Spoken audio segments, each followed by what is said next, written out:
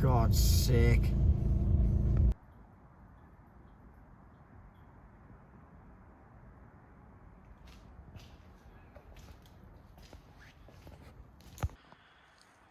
Oh, that's a view I won't get sick of anytime soon. So, as you can see by my car, it is 0 degrees at the unit at the minute. It's about 7 o'clock at night. And if you can tell, but that is solid ice. So, this is Melon's dad's E46 that I'm just welding the sills up on. But he needs it for the weekend, so I had to come down and get cracking on it, even though it's absolutely freezing. So I've got to do a bit of musical cars now. I've put the truck under the BM. I've now got to put the 46 the other way around, but there's not much room around the unit. As you can see, there's a Z3 here, there's a scrap car there, there's a L's cars there, trailer there. Like,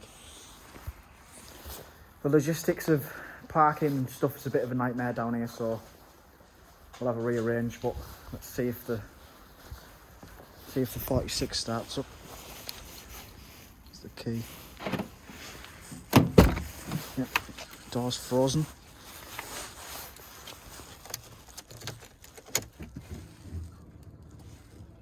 Come on, baby. Oh, can tell she's cold. Bit of throttle. Come on.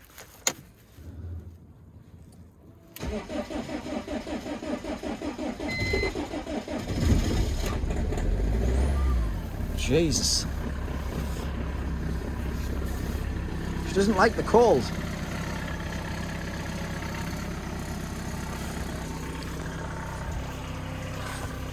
Oh dear. She's a bit smoky. That's not good. Fucking hell. Smoke the place out. Right, so yeah, we're going to leave that to warm up for a bit and then try and move it. Wish me luck. Well, it was a pain in the ass. Couldn't see a thing because the car wasn't demisted, but we've got it shoehorned in. So I'm just going to finish jacking her up and I'll show you what we've got to weld up. E46 are pretty crusty boys, apparently. I don't really like doing welding jobs, but I mean, got to pay the bills, haven't you? Gotta do what you got to do. Well, there's the hole. So it didn't look that bad. It looked like there was a little bit around the jacking point. These have got like a rubber pad that sits in here. Didn't look that bad. It had like a little hole on the side, but yeah, started prodding, and you know how that goes. It just gradually got bigger. So we cut it all out, and I've now got a panel to put in. So it'll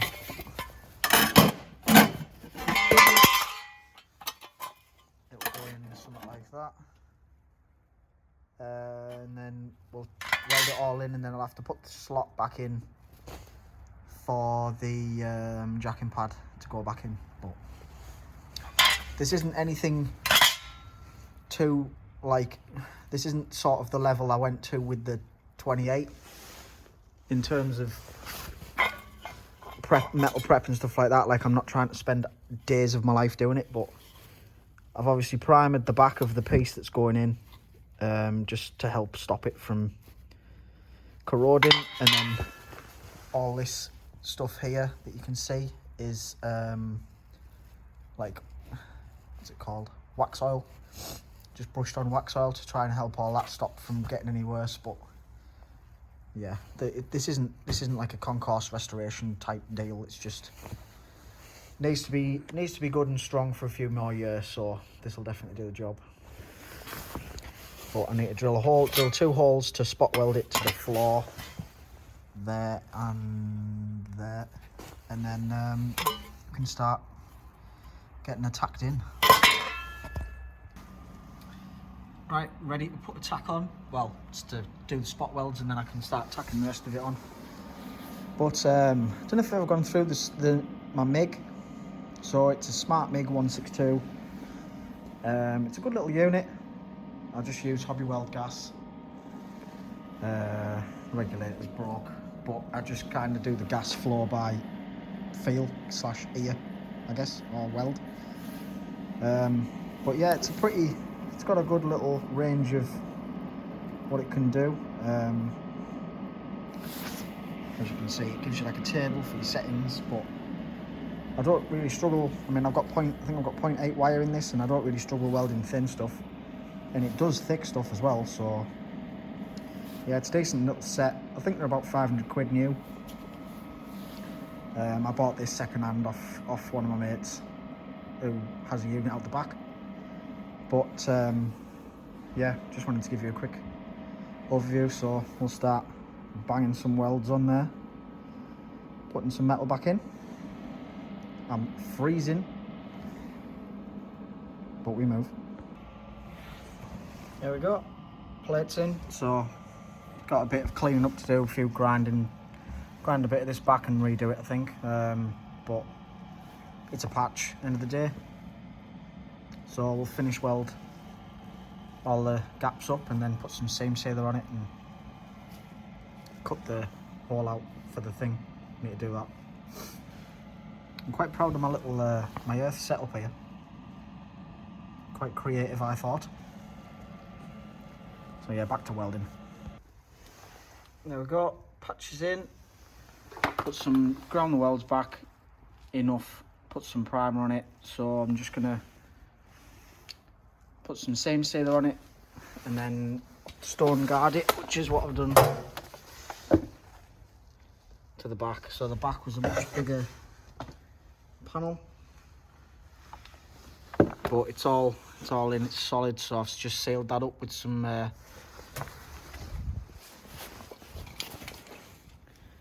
stone chip shield. So this obviously goes under the skirt anyway, so you won't see it. Doesn't matter that it's black, but it's pretty sturdy stuff. So Hammerite, honest to God, it is the shit. If you're in the UK and you aren't using Hammerite, I don't know what you're doing with your life. So once that primer's healed, put some seam sealer on and then leave it to dry, and then stone guard, and then skirt back on. Right, so that stone guard's dry, so I'm going to put just the jacking pad back in. So there's a hole just under there. I'm gonna. There we go. Factory fresh. So you can probably see just how much of the back sill was gone. Pretty much all of it. So that should. You don't have to get new ones because there isn't a pin in it anymore to hold it in, but it'll get down the road like that. So when the front's dry, I'll do the same to the front, and then the sill can go back on, and then that's job done for that. Don't hit me up for welding work. It's a lovely day today. So I've brought Tom's Z3 diff out to clean some of this, basically take more metal off it. It's ridiculous. Every diff off of an old BM in the UK, I mean, mine looked like this before I cleaned it, just ends up turning into like a piece of the Titanic. It's ridiculous, man. So I've got a pry bar like chisel, so I'm gonna just chip all this shit off, and then hit it with the wire wheel. And then what I usually do with these is just black hammerite paint, brush on. Just to, I mean, you could totally dismantle the entire thing and have like the case powder coated and all that shit, but at the end of the day, it's how far someone wants to go with it, and I'm pretty sure Tom's happy with us just going this route, so I'll show you.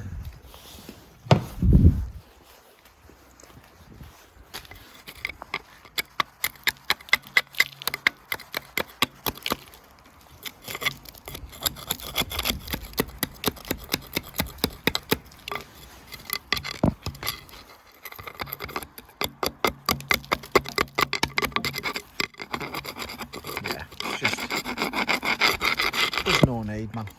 It's absolutely disgusting.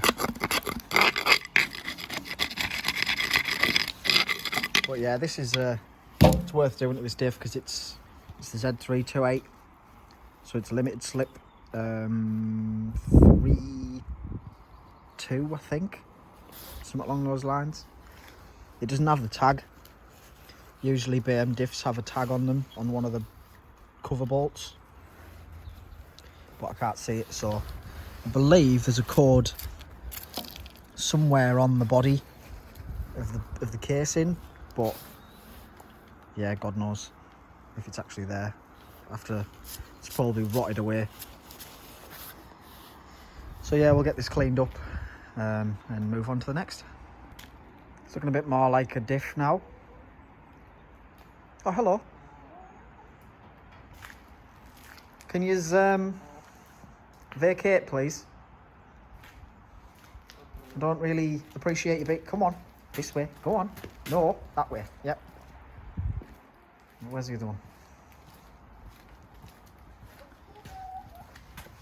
I can hear you. Come on. Outside. Come on. Stop hiding.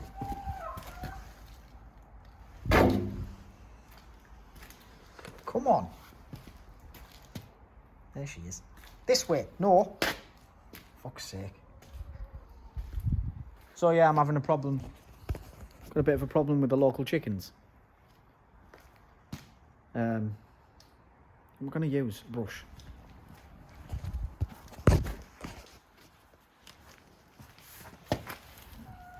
Come on. Give up that one. Show. You little bugger. Fucking chickens, man. Of all things.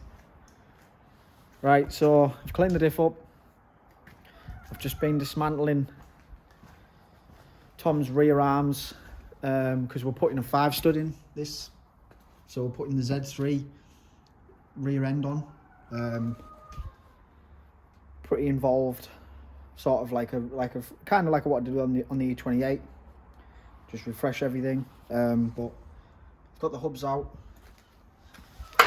Got the brake part, the backing plates off. The arms are cleanish, but I'm going to get them shot blasted over at the place I usually go off to for powder coating. But yeah, getting the bearings out is always fun. Big hammer and a socket did the job. But yeah, on to the next one. Found the code. Looks like 212881F.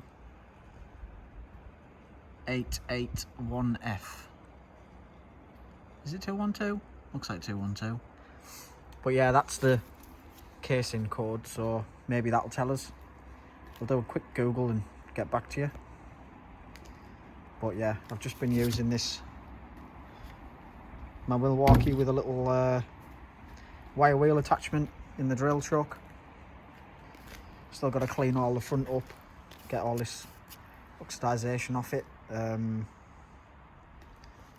They always look, they never look good, them. I don't know if you can buy them either. I looked to buy one for my car for the 28, but I ended up just cleaning the metal up and painting it.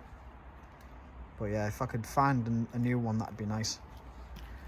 We've got Powerflex diff bushing to go in, because this one's, I don't know if you can see, it's a bit on the wonk for some reason. But yeah, just slow progress, do a little bit at a time. Obviously I'm still not doing this full time, so just trying to get done what I can get done. But yeah, got the chickens out, little bastards. I don't know where they've gone now. That's the coop, so that's where they're usually kept. But they've managed to figure out how to hop the fence and come and cause havoc with me. Yeah, I don't know what we're going to do from here. I'm just kind of filming more. I'm going to try and film more in 2022. By the way, Happy New Year. I don't think I've said that yet. I hope you all have a good year. I'm going to try and keep doing what I'm doing, progress the garage.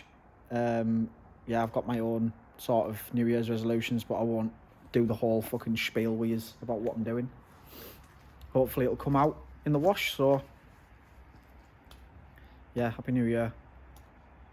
And hopefully this year's some sort of normality. I'd like to go to the States again soon. Planning that with Corey and John, so hopefully soon that can come off. But yeah, for the most part, can get the 28 running, get this Z3 or E30 done, and then start cutting the truck up. Proper excited to start on this. Been watching videos of like how to do the frame and stuff like that, and it all looks right up my street in terms of fab work. So I'll probably pancake the front frame and put a big C notch in the back, so I'll get all the bits laser cut for the back, do a 4-link in the rear as well, move the bed up because obviously the bed will be in the way of the axle. Need to find some big steelies. I want to go with big steelies. I'll probably get them chrome powder coated, like what I did with the Corvairs SSRs. So if anybody knows of, like, I think they're called Detroit steelies, but they're just they're basically that wheel but massive. So if anybody knows of any, let me know. But yeah, can't wait to start. Take the body off, take the cab off, take the bed off, so I'm left with just a frame and the engine, and then take the engine out probably, because the engine needs a good bit of work, I think. Just want to neaten all that up and get it all ready to go. Don't know if I ever told you about where I got to with it, but I basically couldn't figure out what was going on, why it wouldn't start, and just decided that I'd leave it until I actually come to work on the truck properly, and I'll just take the engine out and have a proper good look at it. But yeah, everything's off. I've had the timing. This is like the chain cover. I've had that off to check the timing chain and the sprockets to make sure all that's timed, and it is. A few people suggested it could be 180 degrees out of timing, but that has proved that it isn't. So yeah, I don't know. I think it's something to do with the lifters and the valves. But without taking all this off, I won't really know, and I'd rather take all that off and have the engine out and clean it all up properly, a bit like I did with the Corvair. Get everything nice and clean again, because it's just layered in shit. Like, you can probably see, it's just totally caked in oil. So yeah, that's where we're at with the truck. But I am looking forward to getting started on it properly, and hopefully you'll stick around to see it, because I think it'll be sick. I don't know whether to stick with the small block or swap it yet. I'm not entirely sure. I don't know what I'm going to do. We'll see what the condition of the small block is. If it's bad, we will probably go down the route of like diesel, do a diesel swap. But yeah, we'll cross that bridge when we come to it. Loads to do until then.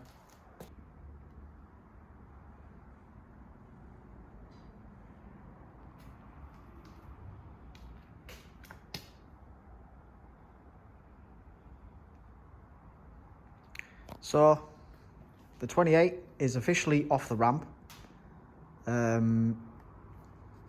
It's now got its splitter back on.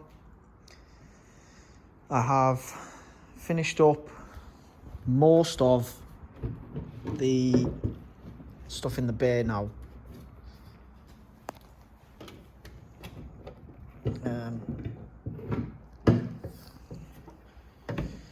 So I have an air filter coming for here.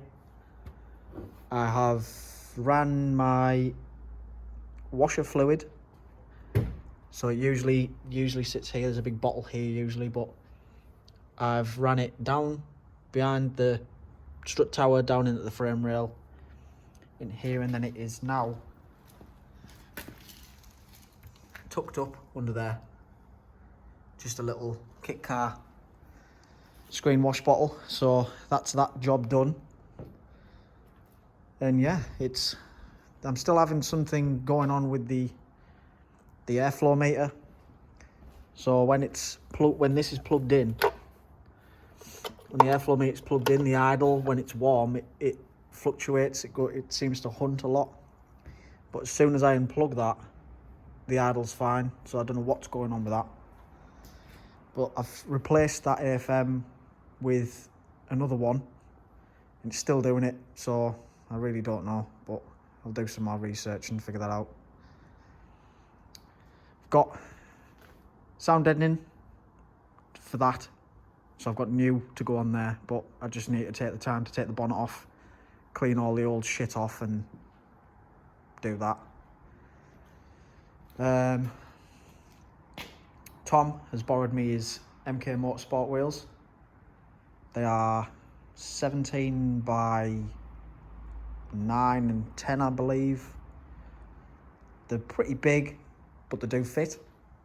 So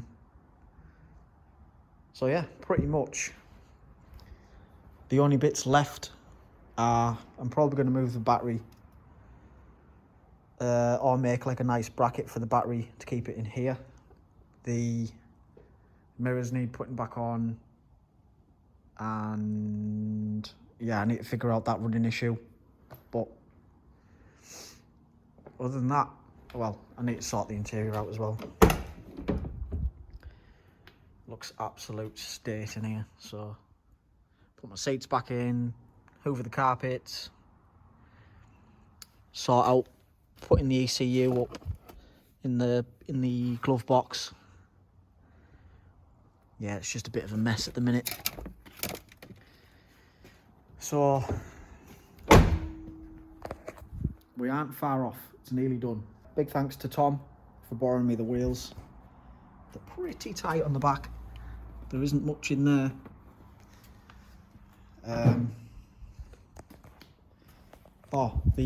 The billet came for the roll centre adjusters, so it's a nice big lump of alley. So we'll be doing that soon on the mill when I get time. Don't feel like I have any time at the minute to do anything, but yeah, Tom's E30 touring's on the ramp, ready for its M52 and back end swap. So yeah, we've got the Z3 rack, M52 2.8. Here's the underside of the car. It's pretty, the back end's pretty crusty. This will all look nice and fresh when it goes back together. But yeah, it's pretty clean underneath. It's really not a bad car for an E30. There's a few suspect bits of patching and stuff like that, but nothing structural, so I think he's got a decent car. So yeah, there'll be more updates on this pretty soon. However, tomorrow, me and Tom are going up to Sunderland, which is about an hour away from here. to pick up a car for me. So pretty excited about that.